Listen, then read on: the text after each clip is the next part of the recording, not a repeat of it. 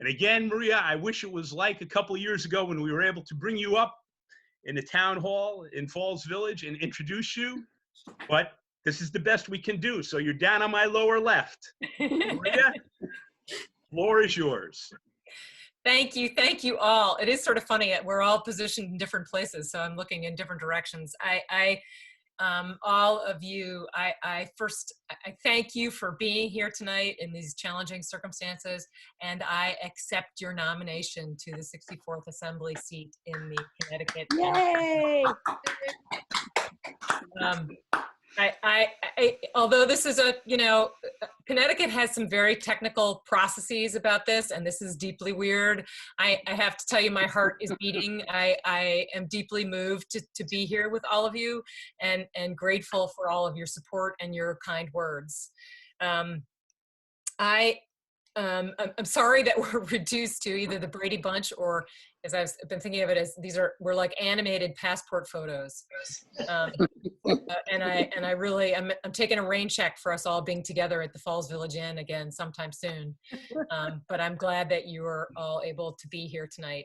I recently, a couple weeks ago, I had occasion to look at my calendar from 2 years ago to look for something, and it really struck me kind of cold in my tracks. It was filled with pancake breakfasts and dinners at the firehouse and coffee meetings and hours of conversations on people's doorsteps, and the enormity of what has changed and what we have lost in a few short weeks really struck me full on. But I do think we've gained something too. I was on a teletown hall recently with the 4-H club, and a young student asked me at the end of it, what's your favorite thing about the pandemic? And I had that reaction. There was a moment of, but just pause to think that this young woman asked me that question, which means that she actually is finding positive lessons to draw from this. And that tells us something about resiliency and how we're going to move through this. And I really, my answer to her was about how actually the pandemic has drawn us closer in lots of ways. We ask, how are you now? And we actually pause for an answer. I start all kinds of phone calls now with people I barely know, and we, like people, advocates that I'm just getting to know. And it starts, rather than launching into issues, it starts with detailed conversations about people's families, their communities, their lived experience. And I think that really enriches us in lots of ways. The pandemic has certainly brought hardship and loss, but it's also clarified our connections to each other and really revealed what's essential. A word that gets tossed around a lot, but it means a lot of things now. And for example, doctors are essential, but so are grocery store clerks. So are nursing home aides. So are childcare workers. So are farmers. And we need to act like that all the time, not just now. We know that healthcare is essential. And we know that I know that my health is connected to yours. We know that a clean, safe, healthy environment is essential, both for our physical and mental well-being. And we have to make sure that we protect it both, for today and for generations into the future. We know, everybody's working from home, studying from home, getting their healthcare from home, which makes it clearer than ever that things like digital infrastructure are essential. Yeah. To make sure that our businesses and families aren't left behind, particularly in rural districts like ours. We have a lot of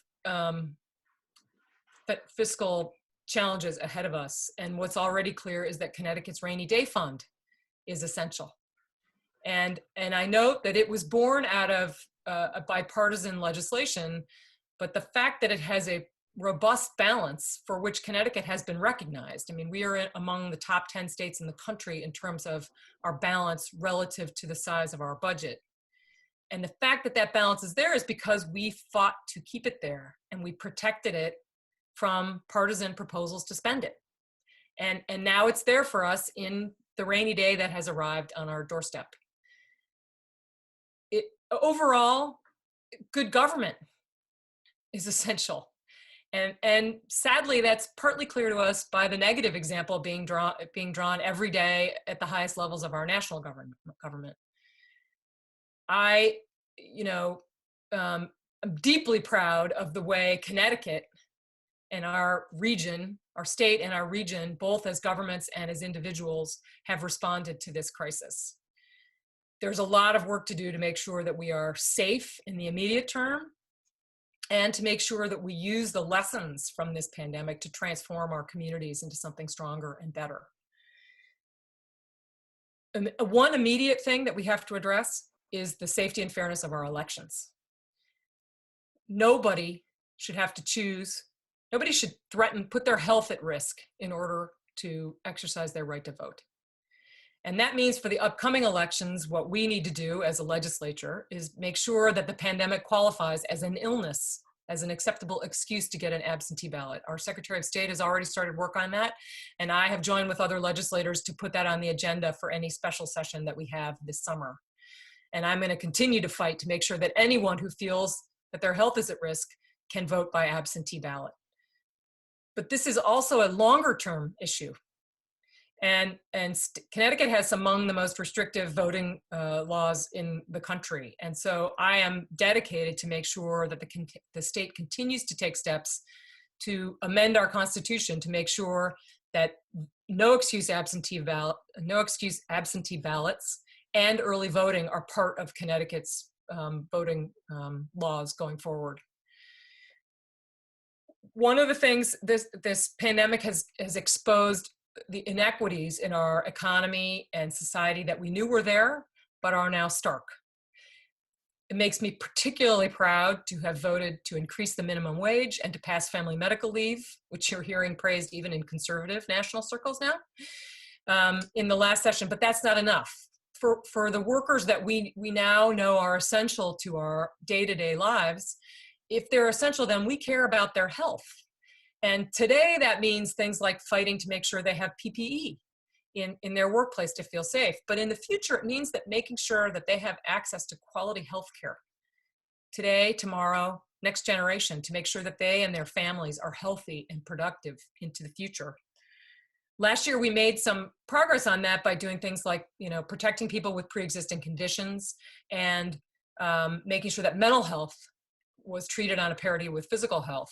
But we have a lot of work to do in terms of reducing prescription drug costs and creating a public option for purchasing health insurance in Connecticut. There's lots of work to do on that front. Rebuilding our economy is going to take critical focus. And today that means things like clearing away regulatory burdens for businesses that are reopening and need some flexibility as they meet new demands and need access to financial assistance. But tomorrow, that means, again, that digital infrastructure. It means investing in our infrastructure to make sure that those businesses have access to the global and regional economy, to make sure that our students have access to a full and quality education, and to make sure that we all have access to telehealth, which is here to stay. It also means fighting to protect the environment, which is a public health issue, again, but also it's the backbone of so many businesses and farms in our community.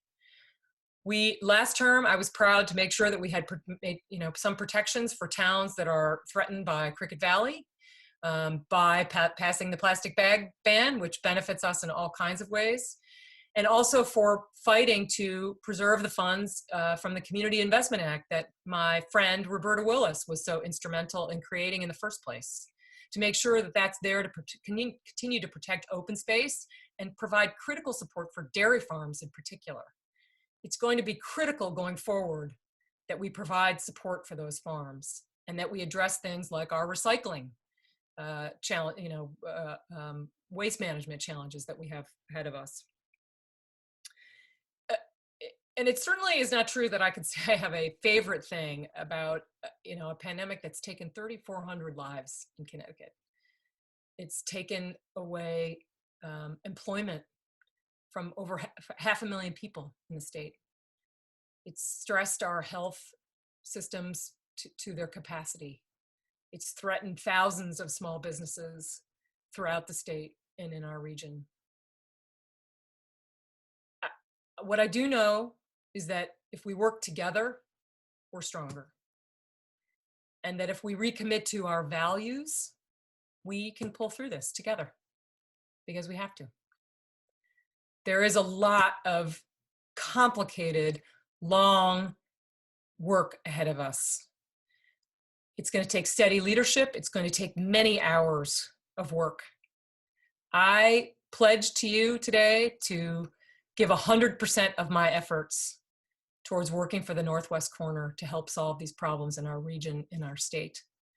I've been incredibly proud to represent you in Hartford, and I hope to have the honor of continuing to do so in the future. I thank you for your nomination this evening, and I look forward to the future that lies ahead. Thanks. Excellent. Thank you.